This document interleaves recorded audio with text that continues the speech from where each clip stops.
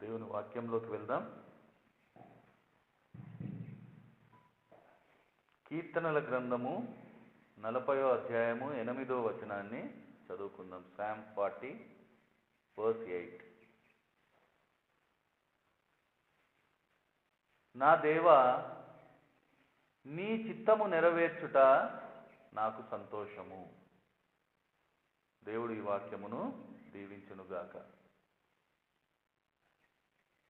ప్రియ సంగమా, మనుషులందరూ తాము సంతోషంగా ఉండాలని కోరుకుంటారు. అందులో మనం కూడా ఒకరమే.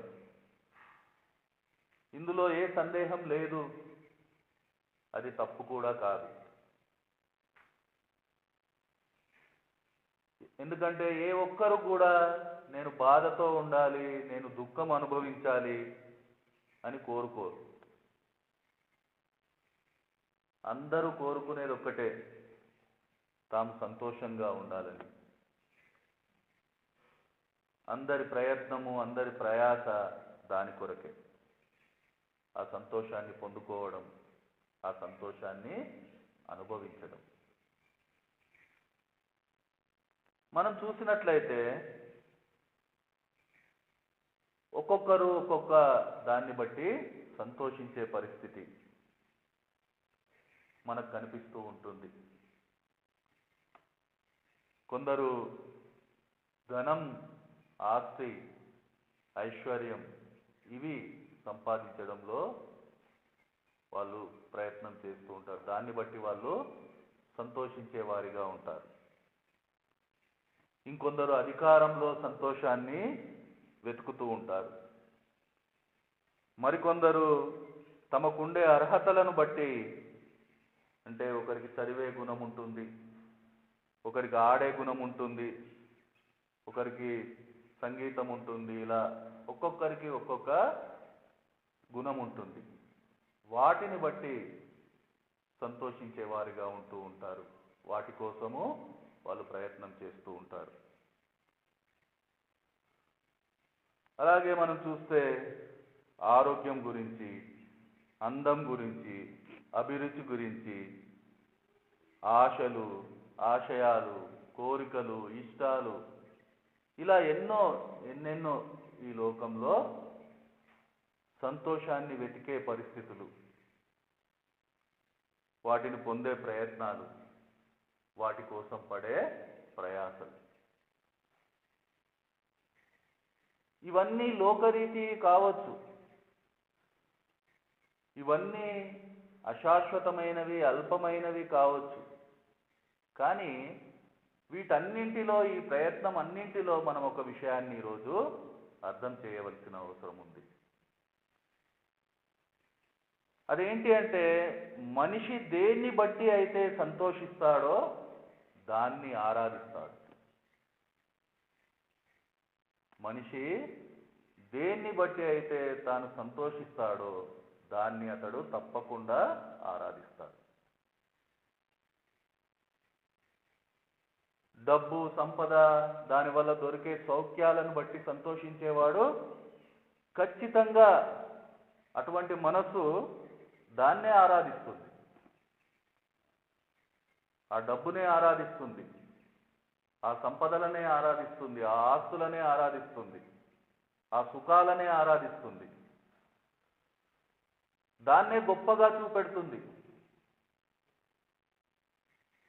దాని గురించే ఎప్పుడు ఆలోచన చేస్తుంది. ఇతరులకు చెప్పేప్పుడు కూడా దాని గురించే గొప్పగా చెబుతూ ఉంది. ఒక రకంగా చెప్పాలంటే దానికోసమే బ్రతుకుతుంది, దానికోసమే చస్తుంది.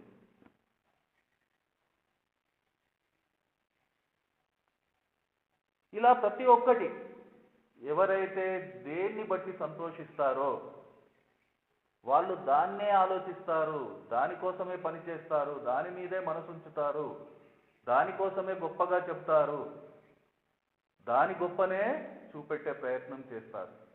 అదే ఆరాధన.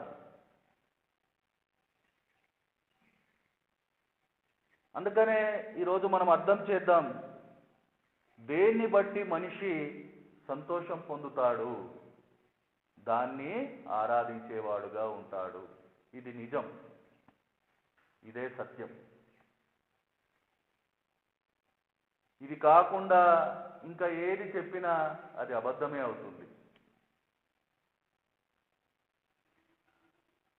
ఈ నిజాన్ని ఒప్పుకుంటూ ఇక్కడ చేరిన మనమందరము ఒక ప్రశ్న వేసుకోవలసిన అవసరం ఉంది. మనల్ని మనము పరిశీలన చేసుకోవలసిన అవసరం ఉంది. ఈరోజు దేన్ని బట్టి సంతోషిస్తూ ఉన్నాం?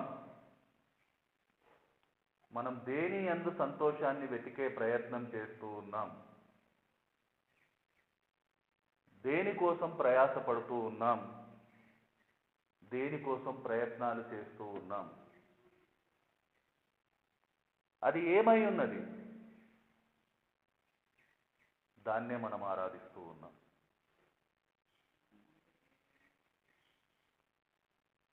ఇదే కదా నిజం. దీన్ని కాదని చెప్పే పరిస్థితి మనకుందా? ఒకసారి ఆలోచన చేసుకుంటూ వాక్య ధ్యానంలోకి వెళ్దాం. ఈరోజు మన ముందు ఉంచబడిన వాక్యం కీర్తనకారుడు రాసిన 40వ కీర్తన 8వ వచనంలోని మొదటి భాగం. నా దేవా, నీ చిత్తము నెరవేర్చుట నాకు సంతోషము. కీర్తనకారుడైన దావీదు తనకు సంతోషం ఎక్కడ ఉంది, ఆ సంతోషం ఇచ్చే ఒక పరిస్థితిని మనకు చూపిస్తూ ఉన్నాడు. తనకు దేవుని చిత్తం ప్రకారం జీవించడం తనకు సంతోషం. ఆ చిత్తాన్ని తనకు అనుగ్రహించిన దేవుణ్ణి బట్టి ఆయన సంతోషించేవాడుగా ఉంటూ ఉన్నాడు. అందుకనే ఆయన దేవుణ్ణి ఆరాధించేవాడుగా ఈరోజు మన ముందు నిలబడి ఉన్నారు.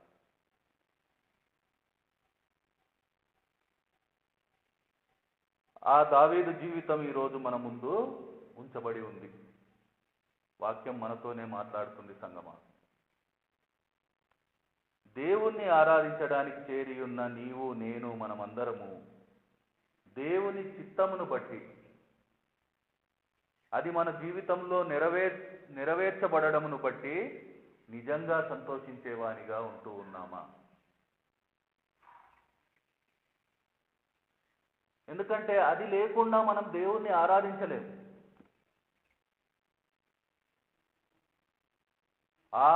ఆ మనస్సు మనకు లేకుండా ఇక్కడ చేసేది అది దేవుణ్ణి మహిమపరిచే ఆరాధన కాదు, దేవునికి ఇష్టమైన ఆరాధన ఏ రోజు కాదు.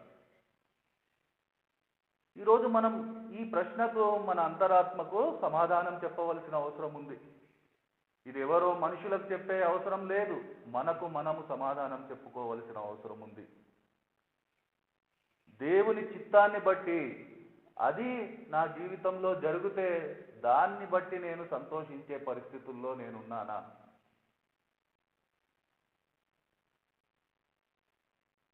ఇది మనం అర్థం చేయాలి. ఎందుకంటే మనం ముందే అనుకొని ఉన్నాం, మనిషి దేన్ని బట్టి సంతోషిస్తాడో దాన్నే ఆరాధిస్తాడు. ఈరోజు మన ముందున్న ప్రశ్న ఒక్కటే, ఆయన చిత్తంలో నడవడము నిజంగా మనకు సంతోషం కలిగిస్తుందా?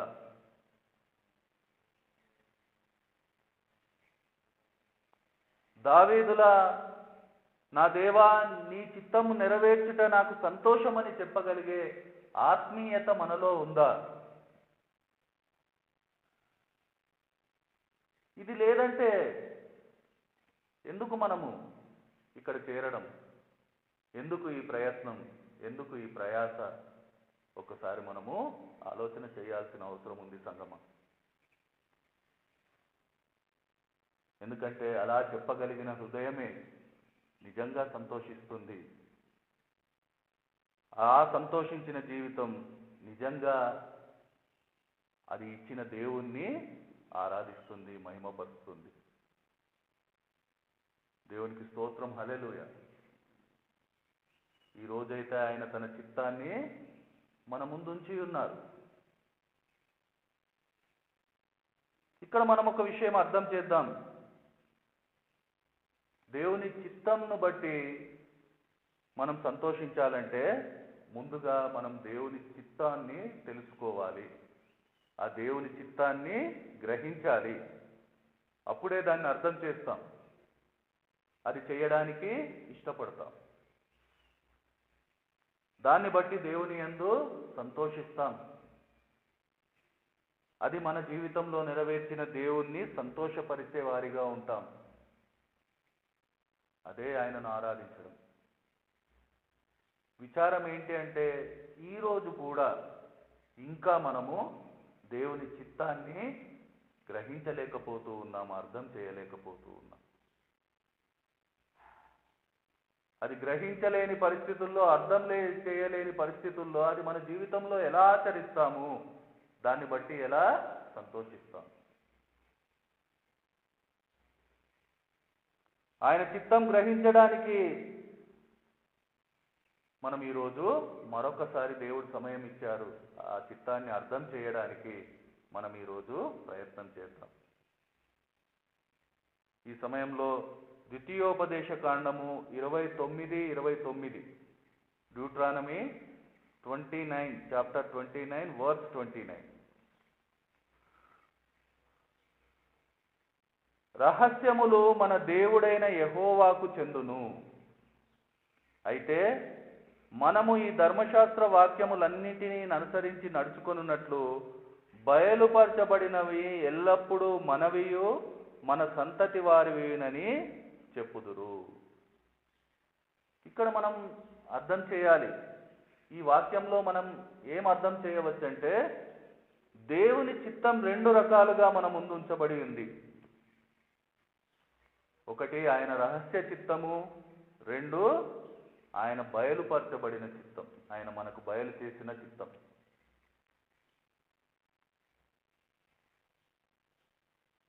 మొదటిది రహస్య చిత్తం. అది పూర్తిగా దేవుని సంబంధమైనది. అందులో మన ప్రమేయము అవసరం లేదు. అది ఆయనకే చెందుతుంది. అది ఆయన నిర్ణయించిన ప్రకారము జరిగి తీరుతుంది. అది మనము తెలుసుకోలేము. ఆయన ఆ రహస్య చిత్తము మనకు తెలియదు. కానీ మనం తెలుసుకోగలిగేది, మనం తెలుసుకునేది ఆయన బయలుపరిచిన చిత్తం.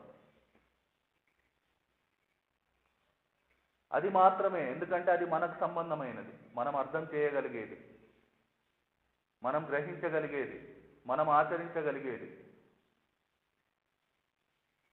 దాని ప్రకారం మన జీవితాన్ని నడిపించగలిగేది. ఆ జీవితం ద్వారా దేవుణ్ణి సంతోషపెట్టగలిగేది,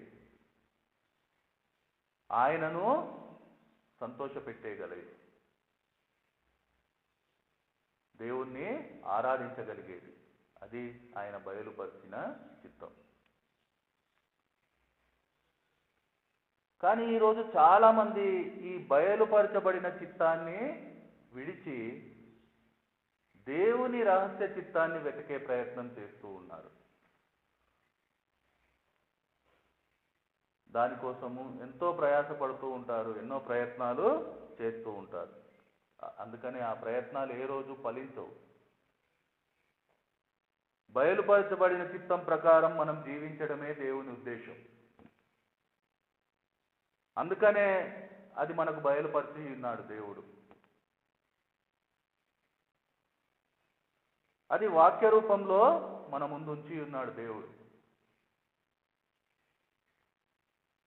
దాన్ని బట్టి మనము నడవవలసిన అవసరం ఉంది, దాన్ని బట్టి సంతోషించవలసిన అవసరం ఉంది, దాన్ని బట్టి మనము మన జీవితాన్ని నడిపించవలసిన అవసరం ఉంది. అప్పుడే దేవునికి మహిమ, అదే దేవునికి నిజమైన ఆరాధన. ఒక 5 మాటలు ఈ సమయంలో దాన్ని అర్థం చేయడానికి మనం చూడడానికి ఇష్టపడదాం. మొదటగా 2 పేతురు 3వ అధ్యాయము 8, 9 వచనాలు. 2 Peter చాప్టర్ 3 వర్స్ 8 and 9. ప్రియులారా, ఒక సంగతి మర్చిపోకండి.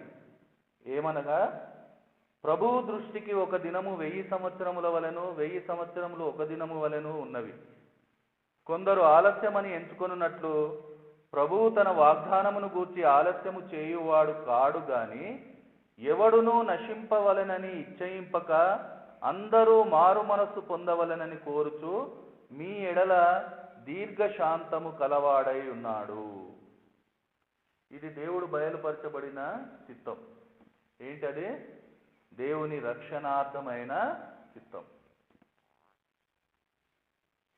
ఎవ్వరూ నశించిపోకుండా అందరూ మారు మనస్సు పొందాలనేది, అందరూ రక్షించబడాలనేది, అదే దేవుని చిత్తం. ఈరోజు ఆ చిత్తంలో నువ్వు ఉన్నావా? ఈరోజు ఆ చిత్తాన్ని బట్టి నువ్వు సంతోషించేవానిగా ఉన్నావా?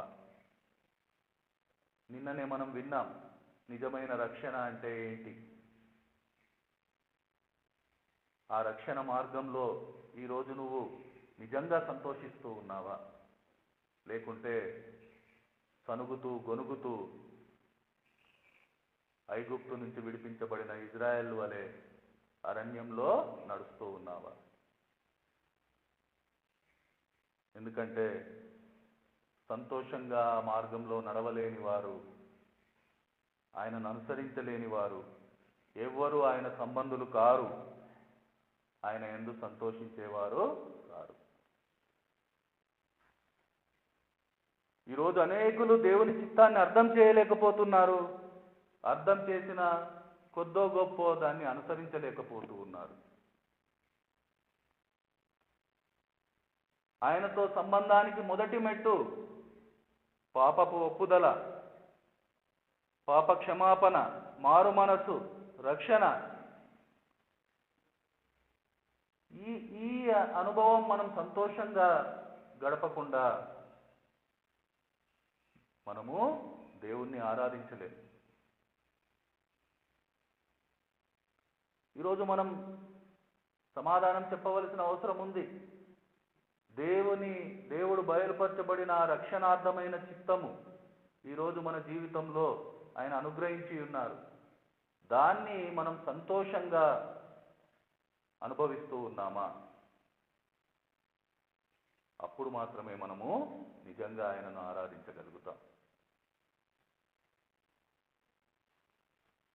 రెండవది, ఎఫెసీయులకు రాసిన పత్రిక 5, 17, 18 వచనాలు. Ephesians chapter 5 verse 17 and 18. ఇందు నిమిత్తము మీరు అవివేకులు కాక ప్రభువు యొక్క చిత్తం ఏమిటో గ్రహించుకొనుడి. మరియు మద్యముతో మత్తులై ఉండకుడి, దానిలో దుర్వ్యాపారము కలదు. అయితే ఆత్మపూర్ణులై ఉండుడి.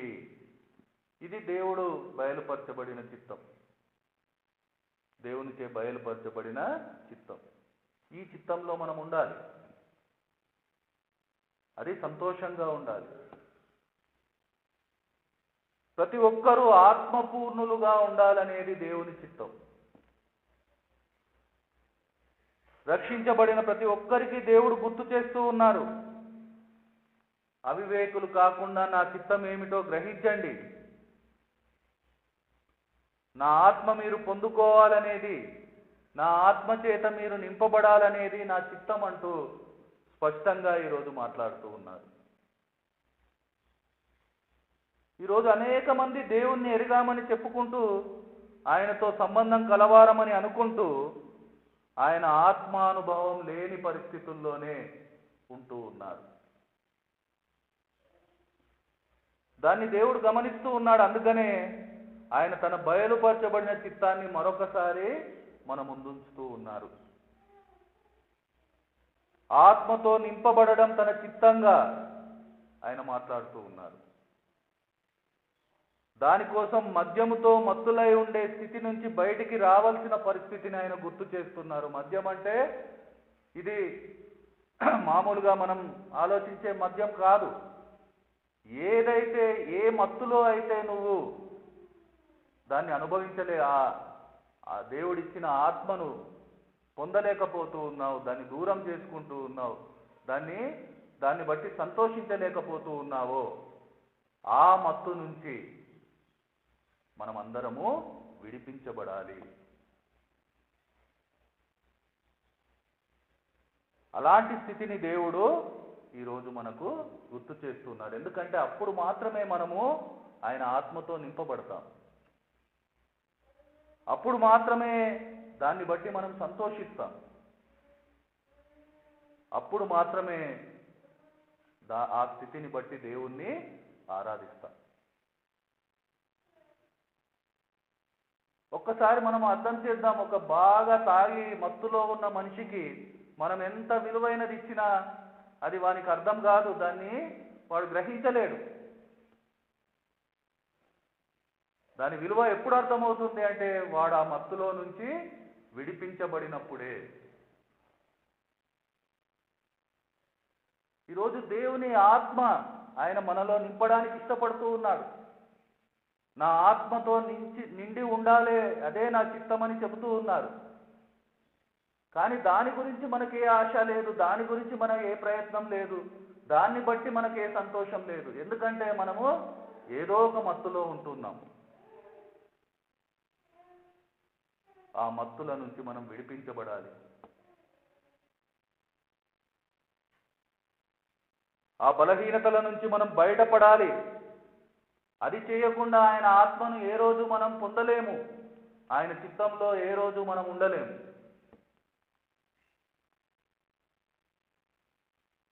ఆయన ఆత్మ పొందకుండా ఏ రోజు ఆయనను సంతోషపెట్టలేము, ఏ రోజు ఆయనను ఆరాధించలేము.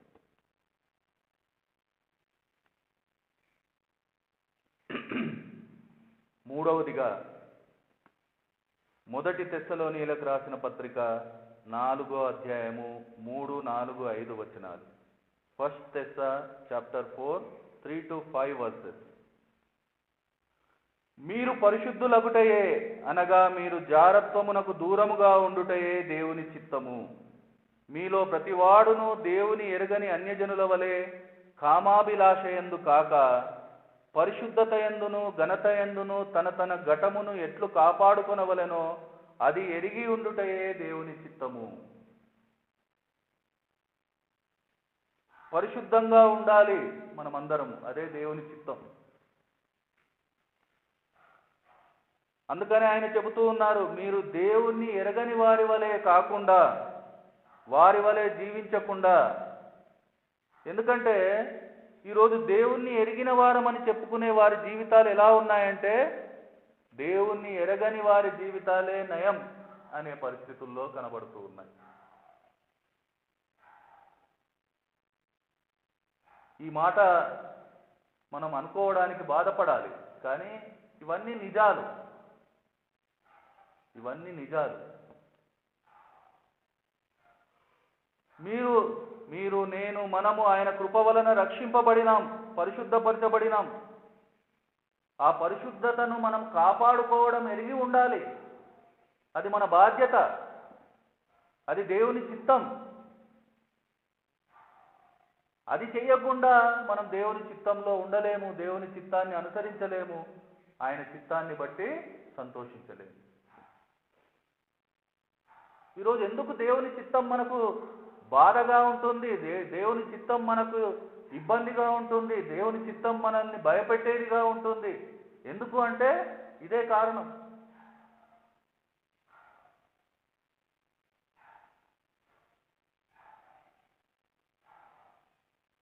జారత్వం అంటే అపవిత్రతకు దూరంగా ఉండమని దేవుడు చెప్తూ ఉన్నాడు, అదే ఆయన చిత్తం. అది చేయకుండా మనం మన పరిశుద్ధతను కాపాడుకోలేము. చెడుకు దూరంగా మనం ఉండాలి, అప్పుడే ఆయన చిత్తంలో ఉంటాం.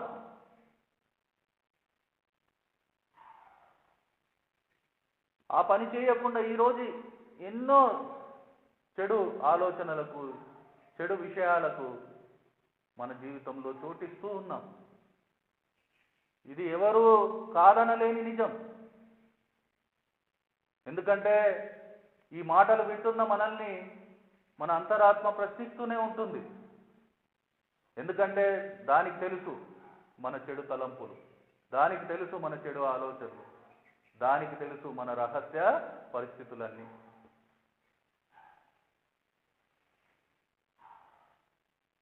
ఆ చెడుకు దూరంగా పరిశుద్ధంగా ఉండకుండా ఏ రోజు మనం దేవుని చిత్తంలో ఉండలేము, దేవుని చిత్తాన్ని బట్టి సంతోషించలేము. నాలుగవదిగా మనం చూస్తే 1 పేతురు 2:15, 1 Peter 2:15, ఏలయనగా మీరిట్లు యుక్త ప్రవర్తన గలవారై అజ్ఞానముగా మాటలాడు మూర్ఖుల నోరు మూయుట దేవుని చిత్తము. ఇది కూడా దేవుడు స్పష్టపరిచి ఉన్నాడు, బయలుపరిచి ఉన్నాడు తన చిత్తంగా. ఇక్కడ దేవుని చిత్తం మనం చూస్తూ ఉన్నాం, అది మనకు బయలుపరచబడి ఉంది. అదేంటి అంటే యుక్త ప్రవర్తన కలిగి ఉండడంగా చెప్పబడి ఉంది. యుక్తము అంటే సరైన, మంచి, ఏ లోపము లేని ఒక ప్రవర్తన. మన అందరికీ తెలుసు, ప్రవర్తన అంటే మన ఆలోచన, మన మాట, మన తలంపు, మన పనులు, ఇవన్నీ కలిసిందే మన ప్రవర్తన. ఆ ప్రవర్తన దేవుడు ఎలా ఉండాలంటున్నాడు? ఆ ప్రవర్తన యుక్తమైనదిగా, తెలివైనదిగా ఉండాలి, మంచిదిగా ఉండాలి. అదే మన సాక్ష్య జీవితం. ఈరోజు క్రైస్తవులుగా, దేవుని పిల్లలుగా చెప్పుకొని ఈ లోకంలో నివసిస్తున్న మనము మన ప్రవర్తన ద్వారా ఈ లోకానికి మనము మన దేవుణ్ణి ఎంతవరకు చూపెడుతూ ఉన్నాం? ఎంతవరకు మనం సాక్ష్యంగా నిలబడుతూ ఉన్నాం? మాటలు చెప్పడం కాదు, మన జీవితం ద్వారా మనము మన దేవుని ఇతరులకు చూపెట్టాలి. అందుకనే యుక్తమైన ప్రవర్తన కలిగి ఉండడం దేవుని చిత్తం.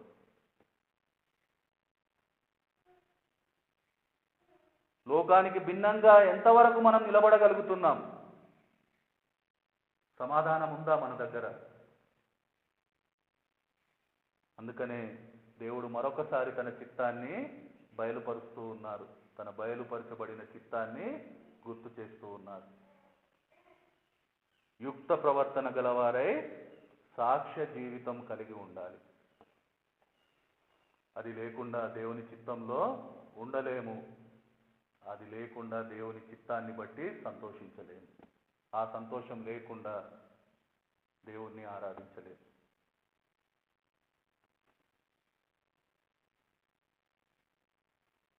చివరగా అదే 1 తెస్సలోనియలకు రాసిన పత్రిక 5, 16, 17 వచనాలను చూద్దాం. 1 Thessalonians chapter 5, 16 and 17. ఎల్లప్పుడూ సంతోషముగా ఉండుడి, ఎడతెగక ప్రార్థన చేయుడి, ప్రతి విషయమునందును కృతజ్ఞతాస్తుతులు చెల్లించుడి, ఇలాగు చేయుట యేసుక్రీస్తునందు మీ విషయములో దేవుని చిత్తము. కృతజ్ఞతాపూర్వకమైన ప్రార్థన జీవితం కలిగి ఉండుట దేవుని చిత్తం. ఈరోజు దేవుడు మన జీవితంలో అనుగ్రహించిన మేలులను బట్టి మనం ఎంత కృతజ్ఞులమై ఉంటున్నాం, ఎంత కృతజ్ఞులమై ఉంటున్నాం. ఈరోజు అనేక జీవితాలు ఆయన చూస్తూ ఉన్నారు, వారి ప్రార్థనలు చూస్తూ ఉన్నారు. వారు పొందిన మేలులకు బదులుగా దేవునికి ఇచ్చే మహిమను ఆయన చూస్తూ ఉన్నారు. ఈరోజు ఎలా ఉందంటే అవసరం ఉంటేనే ప్రార్థన, అన్నీ అనుకూలంగా ఉంటేనే కృతజ్ఞత. మనకు అనుకూలంగా లేనంతసేపు దేవుడు ఏ మేలు చేసినా మనకు ఏ కృతజ్ఞత లేదు.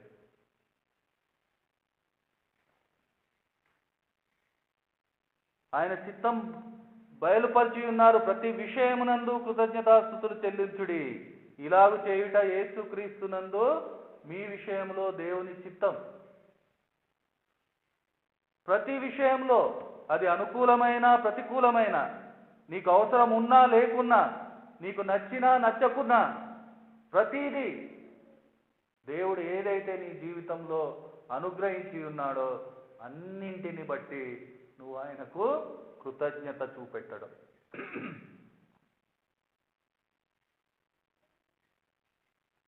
అప్పుడే నువ్వు నిజంగా దేవుని చిత్తంలో ఉండగలుగుతావు. ఆ చిత్తాన్ని బట్టి సంతోషించగలుగుతావు. ఆ చిత్తాన్ని నీ జీవితంలో నెరవేర్చిన దేవుణ్ణి ఆరాధించగలుగుతావు.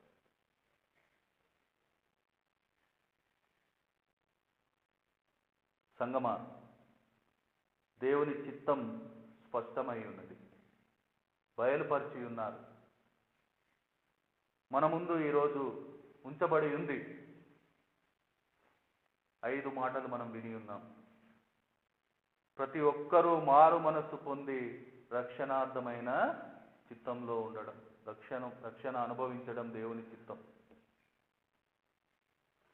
దేవుని ఆత్మ చేత నింపబడిన ఆత్మీయ జీవితం మనందరము జీవించడం దేవుని చిత్తం.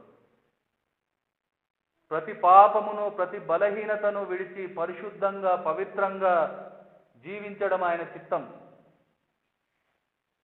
దేవుడిచ్చిన ప్రతి బాధ్యతను గుర్తెరిగి అందుకు అవసరమైనట్టుగా యుక్త ప్రవర్తన గల సాక్ష్య జీవితాన్ని జీవించడం ఆయన చిత్తం. అలాగే అన్ని సమయాల్లో, అన్ని పరిస్థితుల్లో, అన్ని విషయాల్లో దేవునికి కృతజ్ఞత చెల్లిస్తూ ఆయనను మహిమపరిచే ప్రార్థనా జీవితం కలిగి ఉండడం ఆయన చిత్తం. ఇదే దేవుని బయలుపరచబడిన చిత్తం. అది చేయడమే ఆయన యందు సంతోషించడం, అది చేయడమే ఆయనను సంతోషపెట్టడం, అది చేయడమే ఆయనను ఆరాధించడం. సంగమా, ఈ మాటలు విన్న మనం అర్థం చేద్దాం. దేవుడు మాట్లాడిన మాటలను ఈరోజు మన హృదయంలో ఉంచుదాం. ఆయన చిత్తం ఏంటి అర్థం చేద్దాం, దాన్ని ఆచరిద్దాం, దాన్ని బట్టి సంతోషిద్దాం. అది ఇచ్చిన దేవుణ్ణి సంతోషపెడదాం. అప్పుడే నిజంగా ఆయనను ఆరాధించిన వారం అవుతాం.